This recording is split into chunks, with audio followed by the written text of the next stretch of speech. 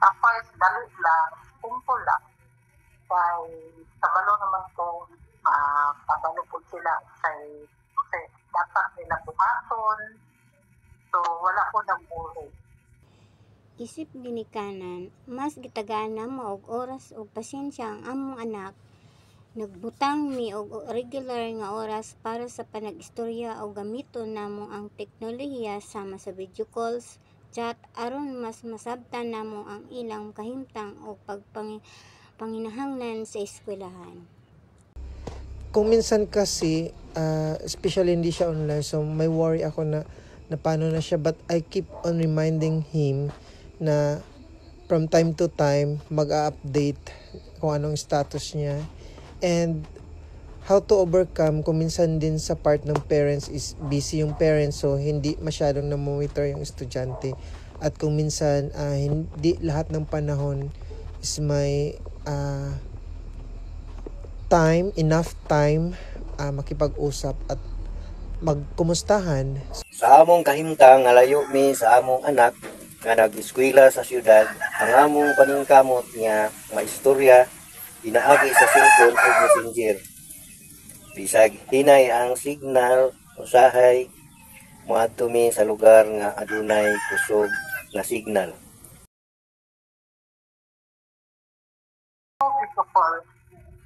Before using mo sila para makita na ko kung sa ilang isang buhat, maayo ba ilang pagbuhat, focus na sila sa study. Nagagamit ko og mga messaging app sama sa Messenger o video conferencing tools sama sa Zoom o Google Meet aron makapangutana sa ilang kahimtang sa klase ug masundan ang ilang mga buluhaton. Me, after work, so kung dito na ako sa bahay, so I may have a lot time to say, kumusta ka na?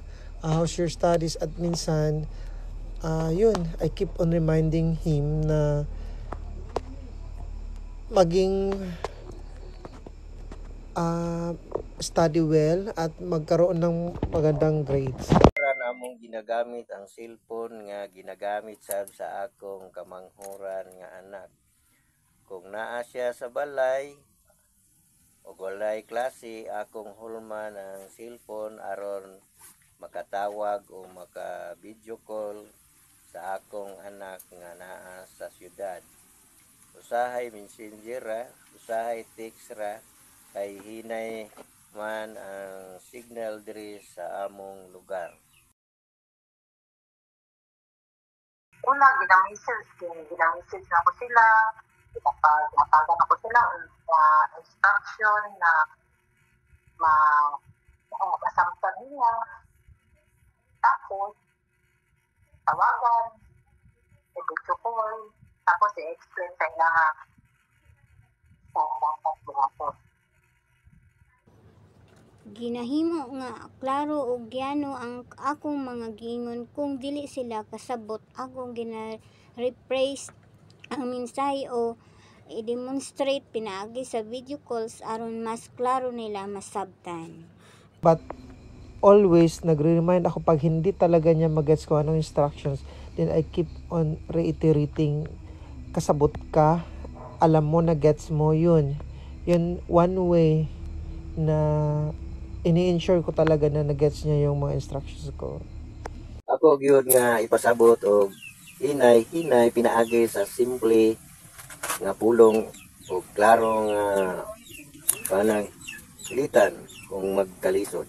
Usahay akong balikon og sulti sa akong anak kung nasabtan ba niya, o usahay usab akong ipadala ang mensahe pinaagi sa messenger.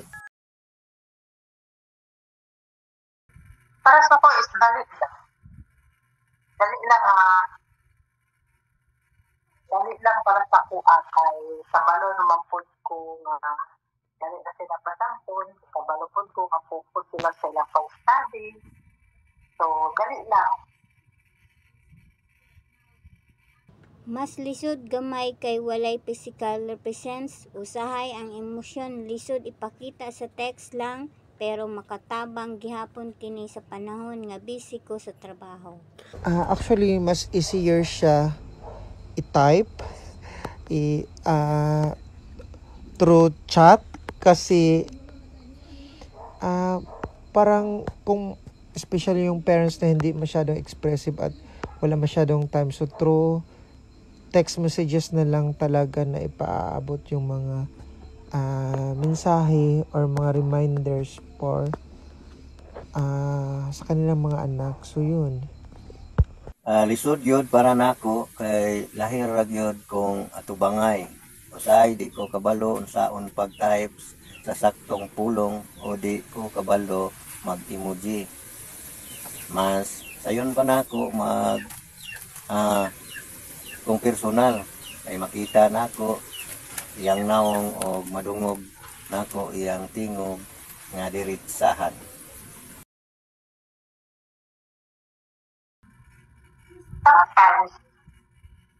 Sometimes kanang mag-chat ko, tapos hindi ko ma-replyan. Pero okay lang naman kay kasabot-abot ko nga busy po sila. Pero about naman sa technology, nag-improve. Misanong kini kay mas dali na ang pagpaabot sa mga mensahe kung adunay problema sa klase o assignments, dali na ako silang matabangan bisan layo mi. Kung minsan, parents is makulit talaga. Then here comes itong mga estudyante kung minsan. So, mas may attention sila sa online games or nagchat-chat sa iba or other agenda na ginagawa nila. So, ito, parents talaga kung minsan umaabot sa point na galit na, bakit hindi agad nagre-reply. Usahay mapalambo kay bisan layo, makatawag ko niya. Pero makaluya sab kay kung hinay ang signal o wala ang cellphone, di mi magkakita o magkaistorya. Lahi ra gyud kung naa siya sa balay kay mas dali kung magkaistorya niya. Kung sa problema nila, tapos pangunaw na ko para masabtan ako kung sa ilang complain. O, siyempre, para po na makabalo po sila, kung sa angay buhaton. Sa dapat na buhaton. Ginabuhat nako ang pag-double check sa ilang pagsabot, ginapangayuan nako sila og feedback o ginapangutan kung klaro ba ang akong mensahe, usahay akong i-voice message aron mas dali sabton. Anyway, kung may mga instructions or mga follow-up ako sa kanya, so I make sure nga na clear ito at ina-itemize ko talaga one by one. I give details at saka follow-up kung na-gets niya. Yun yung ginagawa ko. Kasagaran akong buhaton, klaro o simple lang. Akong isulti, usahay sa ako siyang pangutanon kung nasabtan ba niya ang akong ipangingon nga mga tambag.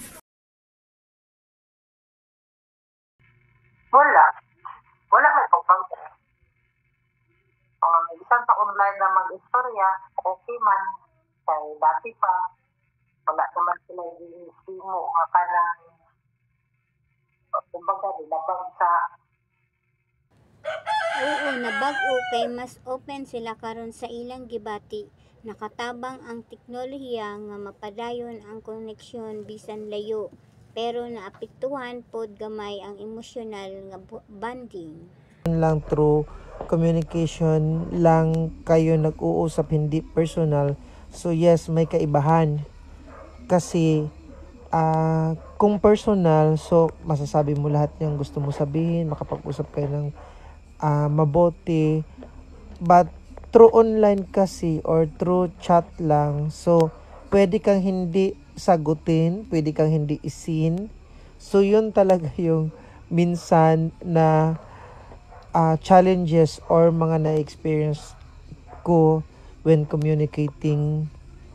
Oo, nagbag-o gyud kay mas kilayo siyan nagihapon ko'y paagi makabalo sa iyang kahimtang pero lahira gyud gihapon ang atubangay kay didto mas bugat ang pagbati og kahimtang.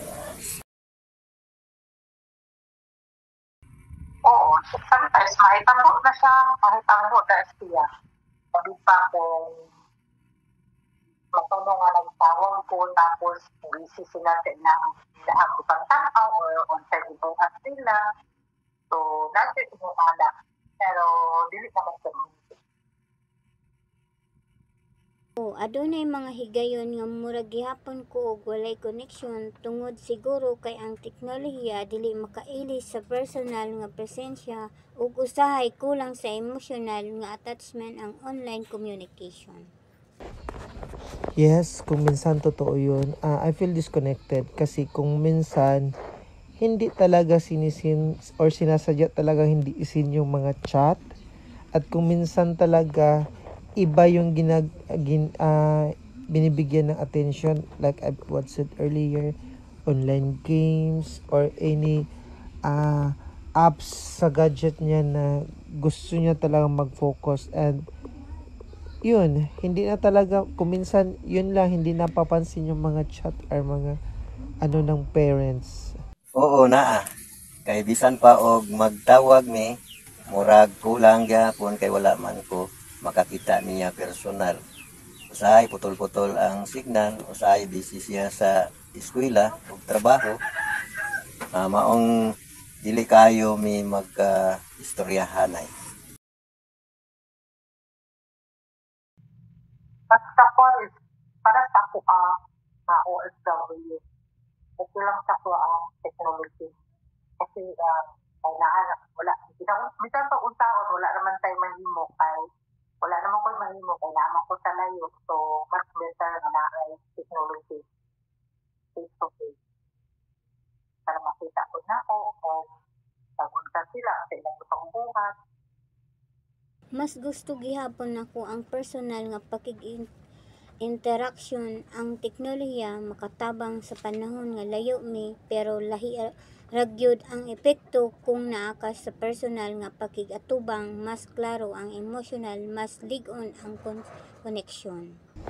Well, like what I've said, personal face-to-face or personal communication is much better kasi doon mo na-express yung sa communication side nyo, yung sincerity at saka makita mo yung mafe-feel mo talaga yung nyo, communication nyo. Gusto na ko teknolohiya. Bisag asa pwede ka makig-communicate pinaagi sa cellphone. Bisag tuwa sila sa layo, ang akong mga anak akong matawagan kaso lang usahay walay signal diri sa bukid.